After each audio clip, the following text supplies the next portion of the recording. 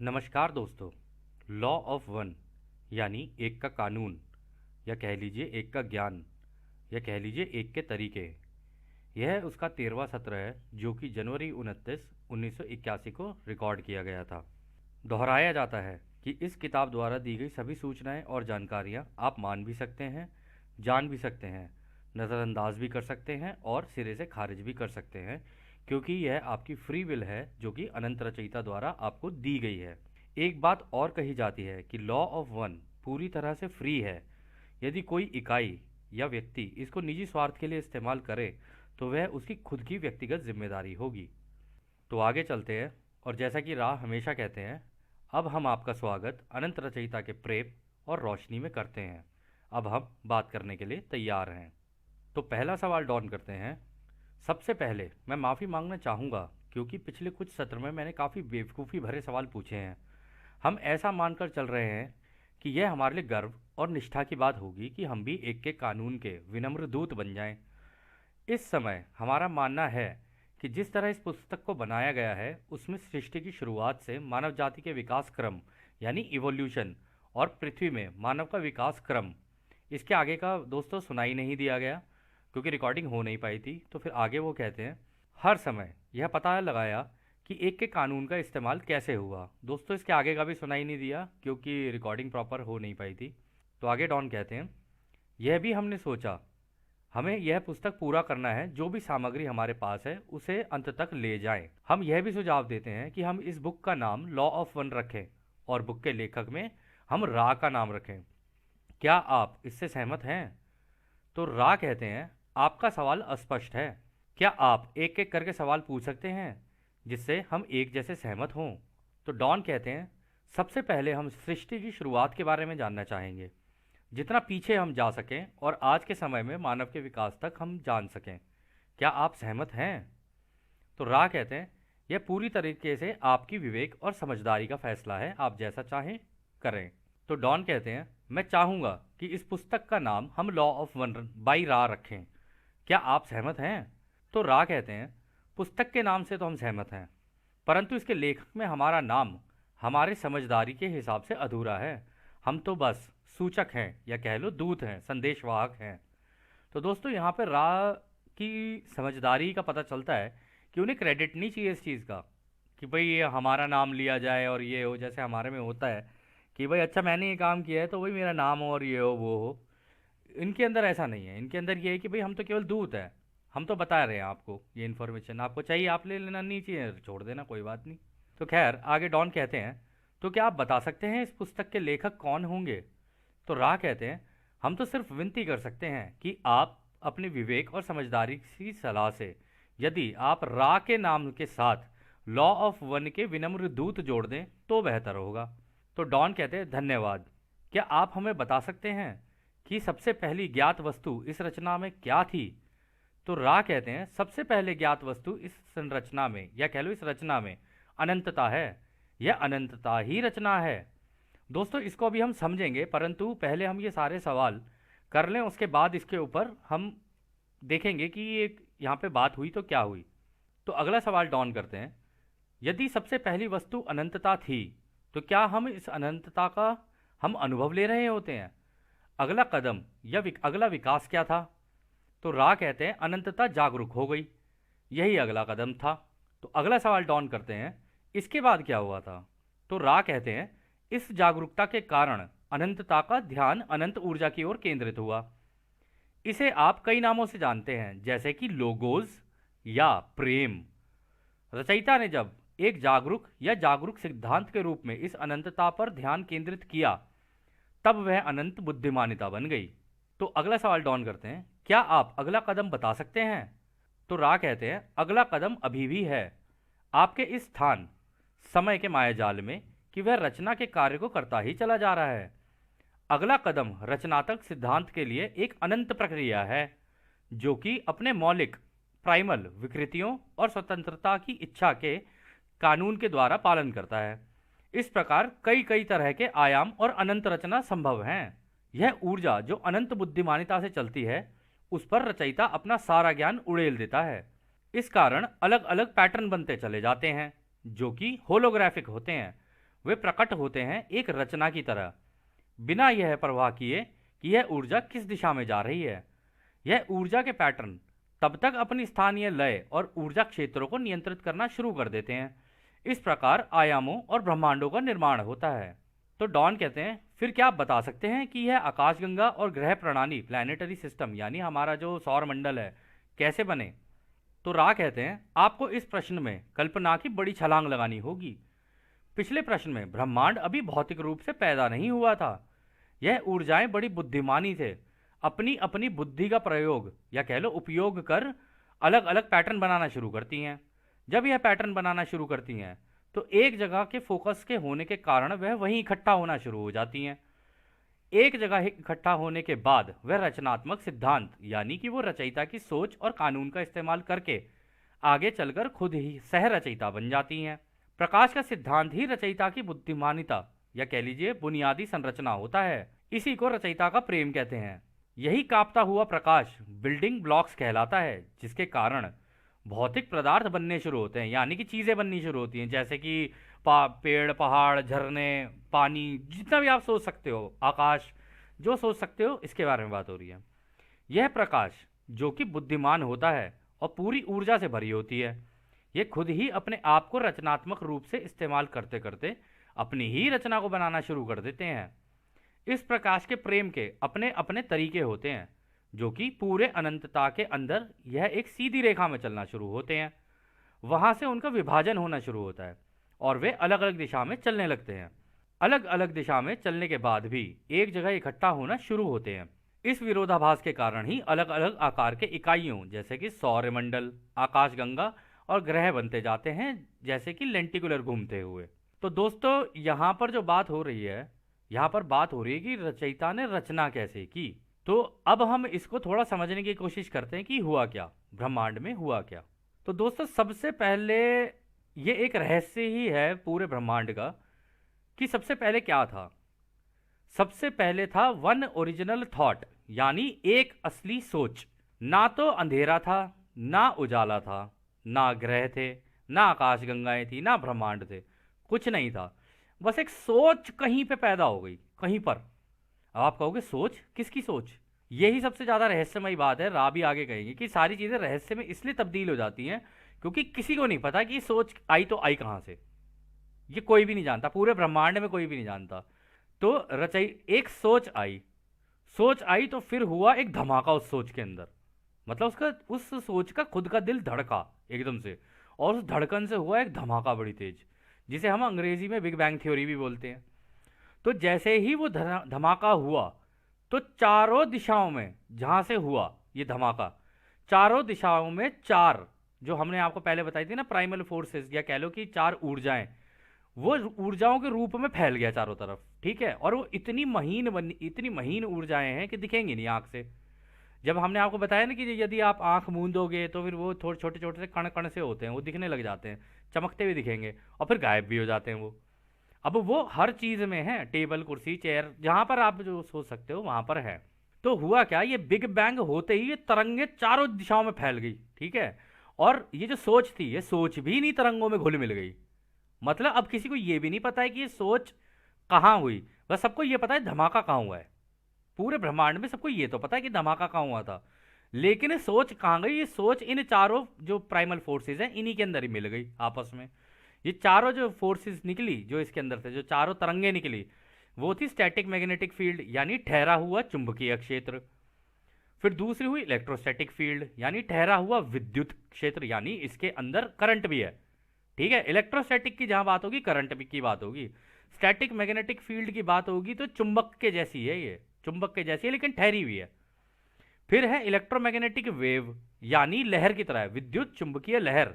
लहर जैसे आप समुद्र की लहर देखते हैं ना दोस्तों, बिल्कुल वैसी है, लहर भी चलती रहती है ये।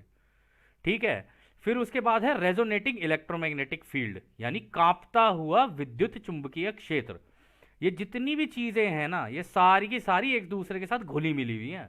ऐसा नहीं आप एक को छेड़ोगे तो दूसरी पे असर पड़ेगा, किसी को भी छेड़ दो आप, असर सब पे पड़ेगा एक साथ ही। और रचना तब तक नहीं हो सकती जब तक ये आखिरी वाली ना हो, रेजोनेटिंग इलेक्ट्रोमैग्नेटिक फील्ड।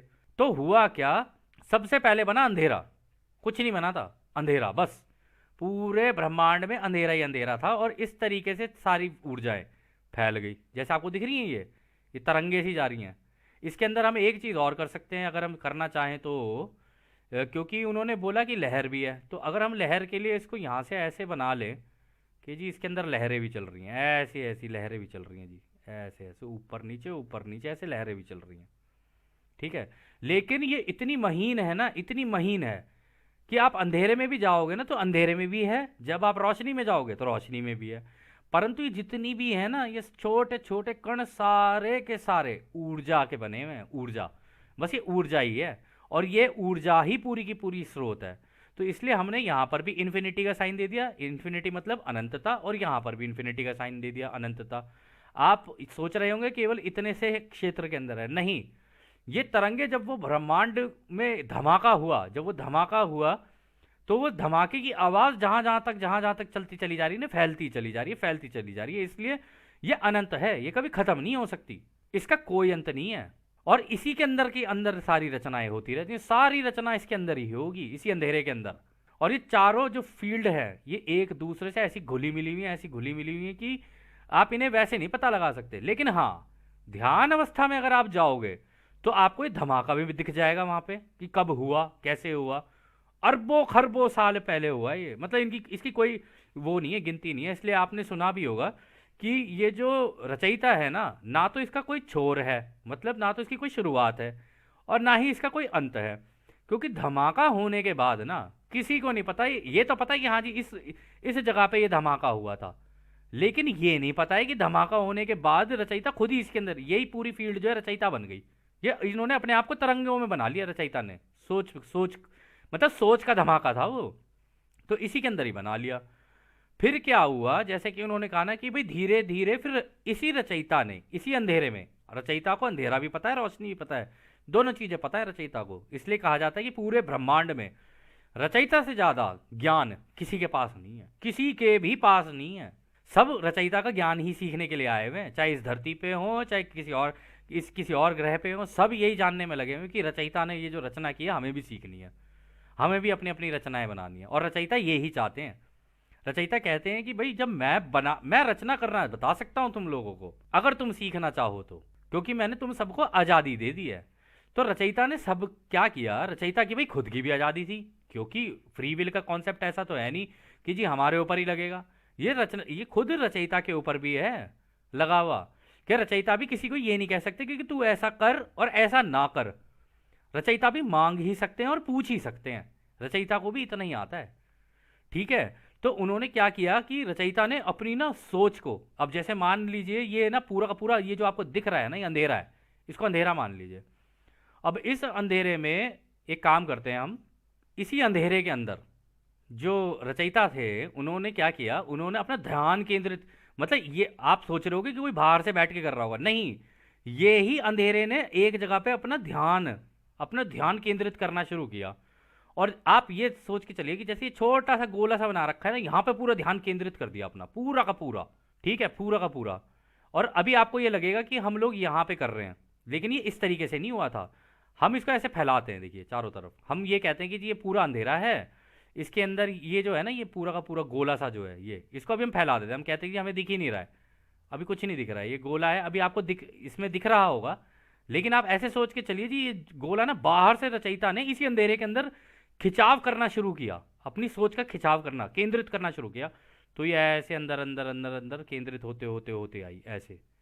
तो रचयिता ऐसे खींच के लाते रहे, इसे लाते रहे हर जगह पर, इसको एक एक जगह एक मतलब केंद्रित ही करते चलेगा कि जी ये लो जी। अब हम आपको ये दिखा रहे हैं कि एक ग्रह की रचना, ग्रह की नहीं, लोगोस की रचना, एक सेंट्रल होता है उसकी रचना। तो इस तरीके से करते इसी के अंदर अंधेरे को खींचते गए, अंदर ही अंदर खींचते गए। और क्योंकि ये ऊर्जाएं थी, ये सारी की सारी इसी अंधेरे के अंदर एक जगह एकत्रित हो गई, और एकत्रित होकर एक छोटा सा ऐसा वो बन गई, एक रूप ले लिया ऐसा। अब ये रचयिता ने बना तो दिया अंधेरे में। अब रचयिता सोचे यार अंधेरे में बना तो दिया है, और ये सारी ऊर्जाएं इसके अंदर होती हुई जाए, क्योंकि कंपन सबकी अलग अलग चल रही है यहाँ पे, कुछ ऐसे ऐसे ऐसे तेजी से कांप रही हैं, कुछ ऐसे ऐसे तेजी से कांप रही है, कुछ ऊपर से तेजी से कांप रही है, कुछ धीरे धीरे कांप रही हैं। ऐसे ऐसे करके इसके अंदर रचयिता बनाती चलेगा अंधेरे के अंदर सारी चीज, सब कुछ अंधेरे के अंदर बच चल रहा है ये। अभी देखने में ऐसा लग रहा होगा जैसे कोई ग्रह टाइप की चीज़ है, इसी के अंदर ही समुद्र, इसी के अंदर ही सारी चीज़ें, सब कुछ। अब उन्होंने अभी केवल ब्लूप्रिंट बनाया, जैसे हम लोग अपने घर का ब्लूप्रिंट नहीं बनाते कि जी मेरा किचन यहाँ, मेरे ये यहाँ, अभी ब्लूप्रिंट बन रहा है बस। अभी अभी इसको कोई रूप, अभी कुछ इसका वो नहीं किया है, ये वास्तविकता में अभी नजर नहीं आया है। और रचयिता ने ये बना के ना इनके अंदर डाल दी आज़ादी, जो सबसे बड़ी लॉ मानी जाती है पूरे ब्रह्मांड में, आज़ादी। तो यदि आप देखें तो समुद्र को अपनी आज़ादी है, हवा को अपनी आज़ादी है, पेड़ पहाड़ों को अपनी आज़ादी है, सबको अपनी आज़ादी है। रचयिता की अगर आप रचना में देखेंगे ना, सब अपनी आज़ादी का इस्तेमाल कर रहे होते हैं। हवा कहीं की कहीं बह रही होती है, कहीं से समुद्र कहीं का कहीं हो जाएगा, कुछ भी इच्छा है सबकी। और धरती की भी अपनी इच्छा है, सबको आज़ादी दे दी। तो अभी हम वैसे तो धरती की बात नहीं कर रहे हैं, अभी उन्होंने कहा लोगोस और प्रेम, उसकी बात हुई। तो ये ध्यान केंद्रित करना शुरू किया रचयिता ने। अब जब यहाँ पे ध्यान केंद्रित करना शुरू किया, रचयिता ने कहा कि क्या मैंने कर तो दिए, बना तो दिया, लेकिन ये अंधेरे में मज़ा नहीं आ रहा मुझे देखने में। फिर रचयिता ने इस पे मारी अपनी एक टॉर्च। हम यहाँ पे एक टॉर्च बनाने की कोशिश करते हैं यहाँ पे। तो रचयिता ने अपनी एक, रचयिता की एक टॉर्च, टॉर्च की तरीके से मान लो कि इसी अंधेरे के अंदर से ही रचयिता ने पूरे ब्रह्मांड के अंदर एक रोशनी सी फेंक के मारी इसके ऊपर। यह है वो रचयिता का प्रेम और उसकी रोशनी। और ये जो रोशनी थी है ना, इसे बोलते हैं कोहेरेंट लाइट, मतलब इसके अंदर कोई वो नहीं है, क्योंकि ये तरंगे हैं अपने आप में। तो रचयिता को एक रोशनी चाहिए थी सीधी मारने के लिए, रचयिता ने सीधी एक रोशनी मार दी, क्योंकि इस रोशनी की रचना भी रचयिता ने खुद ही की। जैसे ही ये रोशनी इसके ऊपर मारी, ये दिखने लग गया पूरा का पूरा, इसको रूप मिल गया, इसको आकार मिल गया। तो इस अंधेरे के अंदर केवल जहां जहां रचयिता की रोशनी पड़ती गई, जहां जहां उन्होंने ध्यान केंद्रित किया, ध्यान केंद्रित करके एक चीज बनाई, और जैसे ही अपनी रोशनी मारी, ये इसने वास्तविकता का रूप ले लिया। इसलिए चाहे अंधेरा हो, चाहे कोई चीज दिख रही हो, हर जगह इस रोशनी के कंकण हैं, कण कण में डाल दिया पूरा का पूरा ब्रह्मांड। और किया क्या, इसका जो पूरा का पूरा ये जो बनाया है ना, इसको होलोग्राम की तरह बना दिया। यदि आपको होलोग्राम देखने हो, आपको आप चेक कर सकते हैं, बहुत सारे प्लेटफॉर्म हैं, उन पे दिख जाएंगे आपको होलोग्राम। तो होता क्या है, होलोग्राम पे, होलोग्राम भी कैसे काम करता है, उस पर लाइट पड़ती है ना, तो वो होलोग्राम की तरह दिखने लग जाएगा। यदि आप इसे काटोगे, आप इसे काटते हो, काट के आपने इसे आधा भी कर दिया ना, तो पूरे का पूरा जो हिस्सा है ना, वो इस छोटे के अंदर भी रहेगा, छोटे में भी, छोटे से छोटे कण कण में रहेगा ये। अब हम बात करते हैं इस एक चित्र की। ये है हमारी आकाशगंगा। तो यदि आप इसके अंदर गौर करें, आप यहां देख रहे हैं बीच में एकदम से, यहां पे इधर बीच में, यहां पे रचयिता ने इनका, ये जिसने भी बनाया है, ये वो, इसको बोलते हैं लोगोज, जो बीच में है, रोशनी का प्रेम। तो होता क्या है, ये अपना यहां पे बनाना शुरू करेंगे और अपने आसपास ऐसे यूं गोल गोल गोल गोल गोल गोल जलेबी की तरह सा बनाना शुरू करेंगे इसको। लेकिन ये होता कैसे काम, ये बड़ी कमाल की चीज है कि यहां से क्या करते हैं, पहले वो अपनी सोच के अंदर ध्यान इस, और आप नोटिस भी करेंगे, ये बना पूरा अंधेरे में ही है, बना अंधेरे में है, लेकिन एक छोटे से हिस्से के अंदर पूरी रोशनी है। और छोटा तो खैर क्या है, 200 बिलियन आप लगा लेना, 1 बिलियन में आपके हो गए 100 करोड़, ठीक है, तो लगा लेना कितने बनाए हैं इसके अंदर, अनंत हैं इसके अंदर। और इतने ही जितने इसके अंदर ये सूरज हैं, इतने ही आपके दिमाग के अंदर वो है, क्या कहते हैं, न्यूरॉन्स है। तो इसका पूरा का पूरा जो रूप है, जो सारी चीज़ है ना, शरीर के कण कण में है हमारे, मतलब इसी की इमेज, ये जो पिक्चर दिख रही है ना, ये बिल्कुल ऐसी की ऐसी एक एक कण कण के अंदर डाल दी, उन्हीं सबको एक जगह एकत्रित करके इकट्ठा किया। तो हुआ क्या, यहाँ पे पहले वो बनाया, यहाँ से बना के फेंकने शुरू किए, जैसे कि कॉमेट होते हैं ना, जैसे आपने सुना होगा कॉमेट, वो कॉमेट नहीं होते हैं, वो यहाँ से फेंकना शुरू करते, इधर फेंका, इधर फेंका, इधर फेंका, इधर फेंका, फेंकते ही चले गए, फेंकते ही चले गए, बनाते ही चले गए, रचना ही करते चले गए। पहले सूरज लगाने शुरू किए, जगह जगह फेंकने शुरू किए, इधर भी सूरज लगा दिए, इधर भी सूरज लगा दिए, इधर भी लगा दिए, इधर भी डाल दिए, इधर भी डाल दिए, इन सूरज के आसपास। फिर उनका ऑर्बिट बनाना शुरू किया, जैसे हमारा सौरमंडल होता है। यदि हम, आपको याद होगा, हमने सौरमंडल था, हमने इसके अंदर देखा था कि जैसे हम इसको देख के चलते हैं, ये कहाँ गया वो सौरमंडल वाला, ओहो चला गया, कोई बात नहीं। तो खैर, तो इसके अंदर उन्होंने ये करना शुरू किया कि भाई यहाँ से अब मैं फेंकना शुरू करूंगा, यहाँ से बना के ग्रह भी फेंके जाएं, इधर से फेंके जाएं, फेंके जाएं, फेंके जाएं, पहले सूरज लगाएं, फिर ग्रह लगाए लगाए, और सबको आज़ादी दे दी। अब तुम्हें जैसी तुम्हारी इच्छा हो, तुम अपना बनते रहो। सूरज की जैसी इच्छा है वैसे कर लो, धरती की जैसी इच्छा है तुम वैसे कर लो, भाई और कोई ग्रह है, तुम्हारी जैसी इच्छा है तुम वैसे कर लो। आज़ादी का कानून दे दिया सबको। और वो इसलिए दिया क्योंकि इन सब के अंदर रचयिता ने अपनी पूरी की पूरी इमेज डाल दी, और जब अपनी इमेज डाल दी सबके अंदर, तो फिर जो भी अनुभव, चाहे वो पेड़ हो, पौधा हो, कोई भी हो, उसका अनुभव पूरा रचयिता ले रहे होते हैं, बिल्कुल। और ये पता है बिल्कुल कैसा है? जिसको हम आत्मा बोलते हैं ना, आत्मा नहीं, वो सूक्ष्म आत्मा होती है। हम आपको उसकी एक इमेज दिखाते हैं जो कि हमें क्या कहते हैं, डॉक्टर स्टीवन ग्रियर के उसी से ही ली थी, उसका श्रेय जो है डॉक्टर स्टीवन ग्रियर को ही जाता है। हम आपको उसकी एक इमेज दिखाते हैं। हाँ तो दोस्तों, जो हमारी सूक्ष्म आत्मा होती है ना, वो बिल्कुल ऐसी होती है। यदि आप इसको देखें ना गौर से, हम इसे छोटा करेंगे तो ये शायद आपको, ये देखो आप गौर करेंगे, होलोग्राम की तरह है बिल्कुल।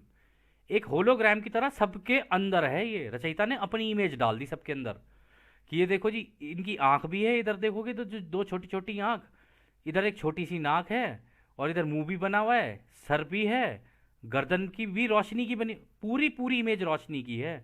यदि आप देखें यहाँ से पूरा का पूरा ऊपर का हिस्सा एक, फिर यहाँ से बिल्कुल एक रोशनी नीचे चल रही है, और यहाँ पे कोई जेंडर नहीं है, मतलब ना तो क्या कहते हैं वो है क्या कहते हैं, ना तो मर्द ना औरत, दोनों ही चीज़ें हैं एक साथ ही। और यहाँ पे एक आप देखेंगे तो एक लहर सी चलती हुई आ रही है, हमें पता नहीं कि आपको ये गौर से दिख पा रहा है या नहीं पा रहा है। यदि हम इसे छोटा करेंगे तो आपको शायद दिख जाए। यहाँ से देखिए एक लहर सी चलती हुई आ रही है, ऐसे एक लहर सी। ये पूरा का पूरा होलोग्राम सबके अंदर डाल दिया होता है, रचयिता ने सबके अंदर डाल दिया कि भाई अनुभव मेरे बच्चे लेंगे, लेकिन इन बच्चों के साथ मैं भी अनुभव लूंगा। इस तरीके से किया रचयिता ने। तो हुआ क्या, अब जब आप अपने, हम और आप अपने घरों के अंदर घूम रहे होते हैं ना, हम खाना खा रहे होते हैं, हम कोई गाना सुन रहे होते हैं, हम टीवी देख रहे होते हैं, हम कुछ भी कर रहे हो, कोई भी क्रिया कर रहे हो, इन पांच इंद्रियों से हम जो भी कर पा रहे होते हैं ना, जो मतलब हमारा मुंह खाने खाने के लिए, सुनने के लिए, देखने के लिए, जब हम किसी चीज़ को टच करते हैं तो कैसा एहसास हुआ, और जो पांचवी है, पांचवी एक और है, आप देख लेना जो भी है पांचों इंद्रियां। तो वो जो ये जो इमेज होती है ना अंदर से, बिल्कुल एक टेप रिकॉर्डर की तरह, एक एक जैसे होता है ना एक वीडियोग्राफर, उसकी तरह देख रही होती है ये आपको। और ये कोई, इसके अंदर कोई विभाजन नहीं होता। देख रहे हैं यहाँ पे इसका कोई जेंडर ही नहीं है, इनके इसके अंदर कोई विभाजन नहीं होता। ये केवल देखती है, इसके लिए कुछ सही नहीं है, इसके लिए कुछ गलत नहीं है, ठीक है। ये केवल रिकॉर्ड करती है सारा का सारा डेटा अपने अंदर, कि जी आप क्या कर रहे हो, क्या नहीं कर रहे हो, क्या कर रहे हो, क्या नहीं कर रहे हो। अच्छा चलो ठीक है ठीक है, ये कर लिया, ये कर लिया, ये कर लिया। और ये सारा का सारा अनुभव रचयिता के पास जा रहा होता है लाइव, हमेशा लाइव होता है ये, हमेशा लाइव। और आपको याद होगा उन्होंने कहा कि अपना प्रेम और अपनी रोशनी, तो आप वास्तविकता में ये प्रेम और रोशनी के ही बने हो हमारे दोस्त। आपके एक एक कण कण में है ये, पूरे ब्रह्मांड की ये जो वो है ना इमेज, ये वाली जो इमेज है पूरे ब्रह्मांड की, इसकी छोटी छोटी छोटी छोटी आप अरबों खरबों वो बना लेना इमेजेस, उनसे मिला के आपका शरीर बना है। आपको लगता होगा कि ये तो भाई हमने बच्चे पैदा किए और ये किए वो किए, नहीं। एक बच्चे के से लेके एक बड़े के अंदर तक, इस पूरे ब्रह्मांड की फोटो कॉपी लगी होती है अंदर, एक एक कण के अंदर होती है, चाहे वो समुद्र का कण हो, और जितने समुद्र के कणों का आप अंदाजा लगा सकते हो ना, इतना अनंत है ब्रह्मांड। और ये सोच लो, ये तो तब है जब आप उसको तो फिर भी काउंट कर लोगे, मतलब आप गिन सकते हो, इसको गिना नहीं जा सकता दोस्त, गिना ही नहीं जा सकता, क्योंकि अनंत है। अंधेरा चारों तरफ ही फैला दिया रचयिता ने, और उसके अंदर जहां ध्यान केंद्रित कर दे, खींच ले, वहां पे रोशनी का ये बने। फिर उसके अंदर से एक ग्रह बनाया, उसके अंदर से एक सूरज बनाया, फेंका, ये बाहर जाके लग गया। इसके चारों ओर एक सौर मंडल बना दिया, ठीक है, एक और बनाया, फेंका, यहां से यहां फेंका, चलो एक और सूरज लगा, इसके चारों ओर सौर मंडल लगा दिए। अब यहां से एक निकाला, एक यहां फेंका, फिर उसके चारों ओर सौर मंडल लगा दिए, और सौर मंडल मतलब ग्रह लगा दिए। अब उन सब के पास आज़ादी दे दी कि भाई मेरे को भी आज़ादी है बनाने की, तुम्हें भी आज़ादी है बनाने की। और वास्तविकता में दोस्तों, कभी आप अपने ऊपर गौर करेंगे ना, आप जब हाथ उठा भी रहे हैं ना, तो कुछ ना कुछ हो रहा है, कोई ना कोई रचना हो रही है उस वक्त। आप मुंह से बोल रहे हैं ना, तब भी कुछ रच रहा है। आप जब किसी की तरफ देख रहे हैं तब भी कुछ घट रहा है। तो यानी रचना चले जा रही है, चले जा रही है, इसका कोई अंत नहीं है। और जैसा कि हमने बताया कि रचयिता ने अपनी ये इमेज डाल दी सबके अंदर, और जब सबके अंदर ये वाली इमेज डाल दी, देखो इसकी आंखें हमें बड़ी सुंदर लगती हैं, ये हमने डॉक्टर स्टीवन ग्रियर की उससे लिया था, और इसका श्रेय उन्हीं को ही जाता है। क्योंकि वो जब ध्यान अवस्था में थे तो उन्होंने जब ध्यान अवस्था में थे तो इनसे कांटेक्ट किया उन्होंने। तो ये ही रा जो हैं उन्होंने कहा, उन्होंने एक सेशन के अंदर बोला था कि लाइट बीइंग्स हैं ये, मतलब ये रोशनी के बीइंग हैं, रोशनी के लोग हैं। और रा ने भी हमें इसी किताब के अंदर ये कहा था कि हम तो रोशनी के दिखते हैं, प्योर, हम रोशनी के हैं। और ये दोस्तों, ये कितना भी बड़ा रूप आकार ले सकते हैं और कितने भी छोटे हो सकते हैं। ये स्वतंत्र इच्छा से काम करते हैं अपनी, फैल भी सकते हैं, छोटे भी हो सकते हैं। हम, आपको याद होगा, हमने रामायण में देखा था कि जी हनुमान जी छोटे भी हो जाएं और बड़े भी हो जाएं। ठीक है जी, ये सारी की सारी चीज़ें जितनी भी हैं ना, इनको सब आती हैं सारी करनी। ये अध्यात्म में इतना आगे निकल गए सारे के सारे। तो दोस्तों, आज के लिए इस सत्र को अभी हम यहीं रोकते हैं, क्योंकि ये बहुत लंबा सत्र है और इसके अंदर क्योंकि रचना की बात हुई है, हमने आपको अंदाज़ा दे दिया, या कह लीजिए आपको थोड़ा सा अंदाज़ा दे दिया कि हुआ कैसे। तो अगला सत्र हम इसी का आगे चलाएंगे। और जैसा कि राह कहते हैं, अब हम आपको उस अनंत रचयिता के प्रेम और रोशनी, उसकी शक्ति और उसकी शांति में छोड़कर चलते हैं। आदने हमारे भाइयों, आदने वसु। धन्यवाद।